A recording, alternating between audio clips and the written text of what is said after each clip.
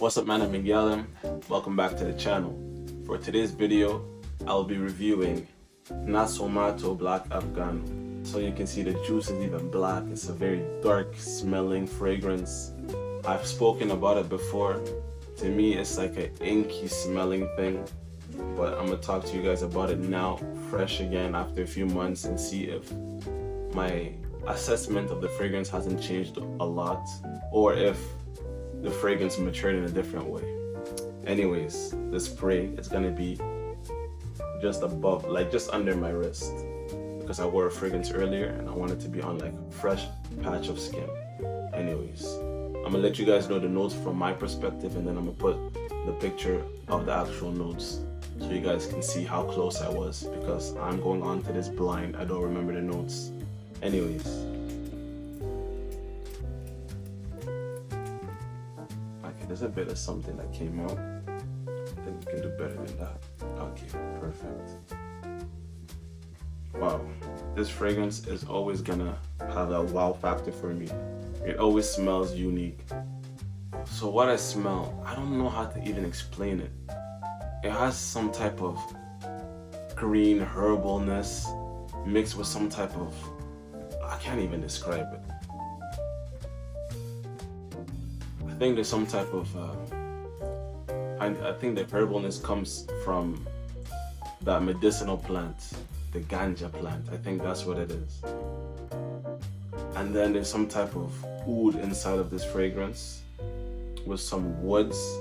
There's definitely some cedar, possibly vetiver as well. There's some type of animalic note, but it's not super prominent. This fragrance always reminds me of Lalix Encre Noire because of how strange it is, except this is more smooth. It's more interesting in my opinion. It has more of like an inky smell. It kind of smells like ink written on like a wooden plank. And that's the first thing I said the last time when I was talking about the fragrance in one of my hauls, when I was just talking about all of these fragrances that I sampled all at once. So you guys should definitely check that video out. But yes, this fragrance, I don't even know how to see the notes because it's just so bizarre. I can't even fathom notes that can actually be into this. I'm gonna just say whatever comes to mind. I think in the opening there's probably some type of marijuana plant or something like that inside, and then oud as well in this fragrance. There might be some type of vanilla as well. There's definitely some cedar as well for like the woods. There might be some osmanthus, which is kind of like a dark resinous thing that gives a bit of like an incensey type of vibe. But honestly, when you see the name, it might scare you off, but it's not extremely oudy as most people would think. I think it's more woody, resinous, with that strange marijuana note and then some ink smell. It's strange. To me, it smells like what an old person back in the 1800s would have when they have their pen dipped inside the ink and they start to write on that piece of paper, I don't know, constitution of something they might be writing. That's the type of vibe this type of fragrance gives me. I think this fragrance is strong, but it's not strong to the point where it's too much projection. I think it's more of like the sillage is there. Like it will really linger, fill up a room, but in a discreet but powerful way, because the scent is so distinct that no matter where you are, you're gonna be smelled, but not because it's so powerful, as in it just overtakes the whole room, but because it's so distinct and it just whispers in your nose, and you know this is not some smell that comes from anything ordinary inside the room or piece that you're inside. It is very pleasant. This fragrance, I have to say, is pleasant, but it's a surprisingly pleasant smell. It's not your typical fragrance. This is extremely unique. You won't find two fragrances that smell alike that you can say, yeah, this smells like this and this, because it doesn't exist. This is extremely unique. And the best way to even fathom the smell of this is to smell it yourself. So definitely sample this if you can, because as it dries down, it becomes less smooth and becomes more rugged, more animalic. You smell more of like a dirty greenness, more smokiness. The oud is becoming more incensey. I think there must be osmanthus or some type of resin. I don't know which kind is coming in more right now. It kind of reminds me of like those amouage fragrances, like I think it's Amouage's interlude Black Iris. It has this type of really strange, strong smokiness. But this is not strong smokiness, it's kind of smooth smokiness. It's a strange type of smokiness because it's green, but in a subtle way. The woods are really prominent and they come in a way where it's like, it smells woody, but it's not just woody. It's very complex. That's the best way to describe its fragrance. Very complex. But to give you an image in your mind, think of an ink pen that's made out of metal, writing something on some wood, a very old piece of wood. And I think like on that video that I made, I basically put a video of somebody writing on like wood Quranic verses, because that's really what it smells like. It reminds me of my childhood because I remember certain memories with wood planks having having ink writing on them.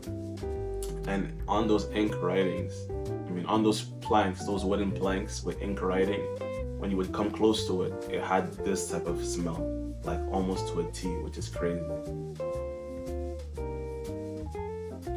I believe this might have good longevity, but I feel like this is probably an extrait de parfum, and because of that, it won't have the most amazing projection, but it's gonna have good longevity. And that's something that with these type of fragrances, you don't want too much projection because it could get annoying for some people and displeasing.